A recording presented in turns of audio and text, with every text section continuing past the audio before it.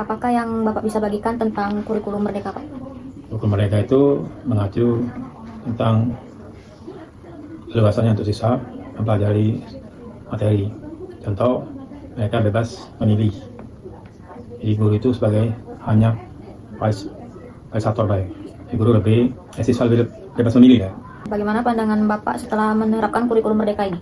Oh, kurikulum Merdeka itu sudah diterapkan, ternyata ya lumayan banyak perubahan ya. Agar siswa itu lebih bebas memilih mata pelajaran apa yang mereka sukai. Guru itu hanya sebagai wadah, membimbing dan memberi materi tidak terlalu menekan ke siswa. Ini yang lebih aktif siswa. Itu aja. Perbedaan mendasar apa yang Bapak rasakan antara kurikulum sebelumnya dengan kurikulum Merdeka pada saat ini? Nah, kalau perbedaan kurikulum sebelumnya, kita dituntut untuk menyelesaikan suatu kurikulum tertentu, seperti harus mencapai pencapaian siswa itu sesuai dengan keinginan baik. Jadi Merdeka itu lebih mengarah ke siswa semua.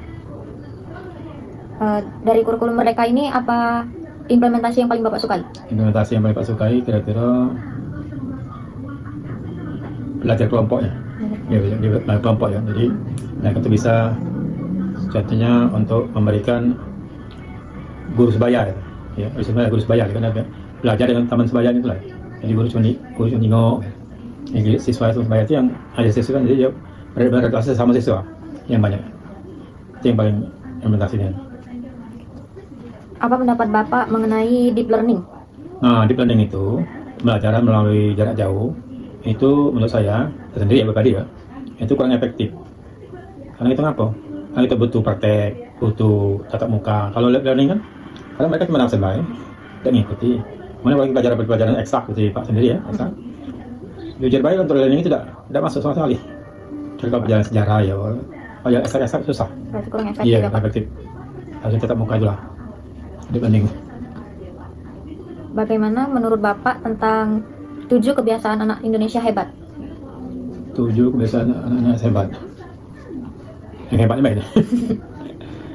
1. Disiplin waktu. 2. Minat belajar. 3. Sifat ingin tahunya lebih tinggi daripada biasa.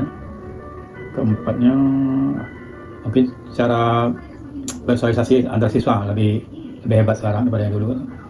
4. Mereka berani presentasi langsung untuk membicarakan hasil yang dipelajari. Nah, untuk Bapak sendiri, apakah terlibat dalam kelompok belajar atau organisasi belajar seperti GSM, Gerakan Sekolah Menyenangkan, atau PGBL Bantu Guru Belajar Lagi, dan SGI Sekolah Guru Indonesia, atau yang lainnya? Apa itu? Kelompok belajar kelompok atau belajar, iya? Kelompok belajar. Bapak tergabung? Iya, tergabung. Tergabung di mana, Pak? Di yang baru. BGBL. Iya. Bantu Guru Belajar Lagi. Bagi pengalaman sama guru bahwa teori-teori yang lama itu sudah tersisi untuk sekarang. Kalau dulu kan guru hanya menuntut, nah sekarang kan enggak, sama-sama belajar. Siswa lebih berani, gurunya juga lebih menantang dengan taman-taman visual. Sekarang banyak visual kan. Jadi baik ke situ kita bagi ilmu dan sama-sama guru untuk masuk siswa. Nah, sekarang peran orang tua, Pak. Menurut Bapak seberapa penting bagi seorang guru itu dalam membaca atau hasil penelitian terbaru untuk mendukung profesionalitas seorang guru itu sendiri? Wow, kalau masalah orang tua, bagi kami guru juga sangat berfungsi sekali. Dominannya, karena siswa itu berangkat dari rumah ke sekolah itu cerminan dari rumah.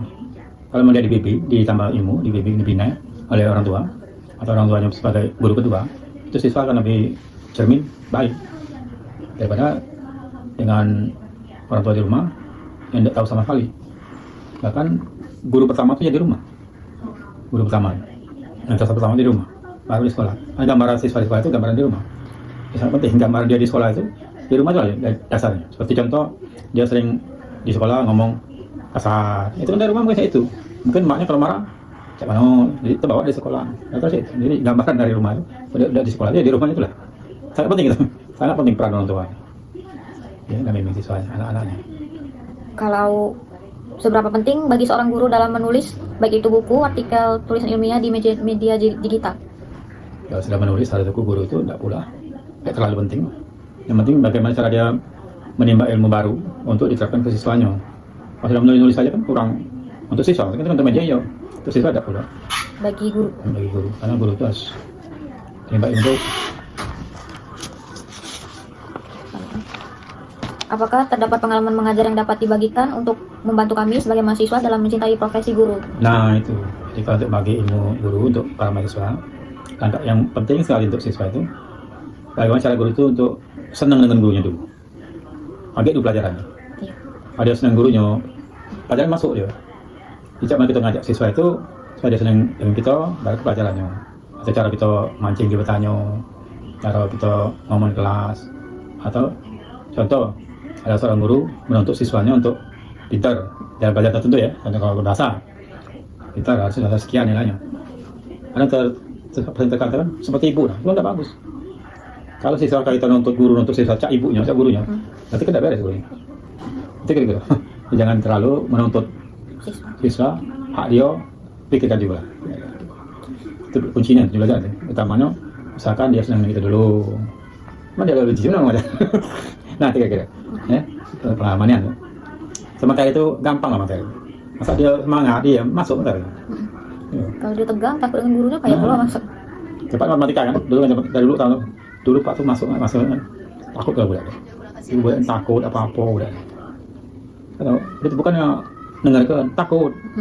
Dia bukan dengerin. Nah, dia bukan dengerin, itu dia takut. Nah, untuk tahu lah berapa tahunnya berubah. Baca mereka cek kawan, ya, ngobrol. Itu trik aku. Itu berhasil. Itu berhasil. Tidak ada tegang.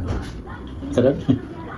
Ini Pak, buku, mengenai buku. Apakah terdapat buku yang dapat Bapak rekomendasikan untuk kami sebagai mahasiswa dalam menjalani pendidikan keguruan sehingga bisa menjadi guru yang bertanggung jawab ke depannya? Kalau untuk buku, sebagai mahasiswa untuk apalagi jurusan guru, Ya. itu fokuskan di buku-buku kejuruan untuk guru seperti buku teknik penilaian, buku pedagogi. Itu pedagogi kan. Ya. Kalau yang umum itu mudah, kita kan ilmu itu masing-masing. Kalau umum ya, bagi tiga lah, bagi umum ya. Ya. Nah, itu yang pertama kita buku-buku tentang keguruan, pedagogi, ilmu jiwa anak, Psikologi ya, Pak. ya itu. Kalau materi itu mudah materi, gampang materi. Itu masuk kelas mana ngasih ilmu budak ribut. Nah, kayak gitu. Ini dokter pasti masuk obat, contek masuk, memang kita. Guru kayak anak. Bukan mudah masukkan ke otak budak. Ini malah harus banyak cara. Pertanyaan terakhir Pak, keterampilan apa yang Bapak sebagai guru dapat sarankan kepada kami sebagai mahasiswa untuk dipelajari agar menjadi guru yang ideal? Nah, kalau keterampilan itu banyak alat peraga, buat alat peraga. Media. Kalau sekarang media, buat ini apa? PowerPoint banyak. Bahan aja tuh. Itu lebih menyenangkan. Jadi tidak capek, pertama tidak capek. Begitu ngomong saya, habis waktu itu banyak tuh. Apalagi bahan ada sih. Yang adanya media, PowerPoint, apa bentuknya. Sekarang banyak kan? Nanti lebih menyenangkan. Apalagi contoh-contoh media itu lebih ke keadaan sekarang. Lebih mendekat ke keadaan sekarang, keadaan siswa. Itu banyak mantunya media-media ini. Kalau kita lihat media, rasanya ngomong tentang penampasan ikan. Masih kita ikan ini. Yang tak jadi ikan Apa? gitu. Masih tanyakan ikannya. Nah, budak senangnya kemarin. Nah, ini ikan, ini sangnya ini. Coba aman, enak kan? Dah habis waktu itu. Dah habis modal kan? Kalau semua ngomong. Coba lihat media. Baik media cetak, media elektronik ini sangat mendukungnya. Dia mendukung, ya nolong kita juga. Yang mudah. Udah. Kayak bengong. Ada mau guru latih modal. Kalau mau sebentar latihan, itu budak ada nyam. Dia latihan, jam-jam latihan. Dia juga ada juga. Itu kira-kira guru itu contohnya lah. Apa kamu guru baru-baru banyak pengalaman, banyak bahan. Nah, pakai media juga. Yang bagus yang baru main, yang bentuknya bagus lah. Kalau anak muda sekarang banyak bisa buat bagus kan bagus ini. Kebantu nih itu untuk siswa sekarang. Ya senang ya gambarnya, medianya, kalau udah memang ngoceh. Tuh. Pertanyaan. Waktu itu pengalaman Pak lu pernah guru itu diam habis cerita. Lu juga belajar banyak, cuma di SD dah itu 50 itu. Yang bisa cerita cuman bahan itu. Enggak nguasain materi bro. Cerita pengalaman dari dewe. Ya, jadi latihan pada bosan lah. Sekali ya, 2 kali dia tidak dengar lagi. Cuek pas masuk. Ini inti guru itu kuasai kelas. Ya, kuasai kelas. Baru itu jangan mulai main diam-diam.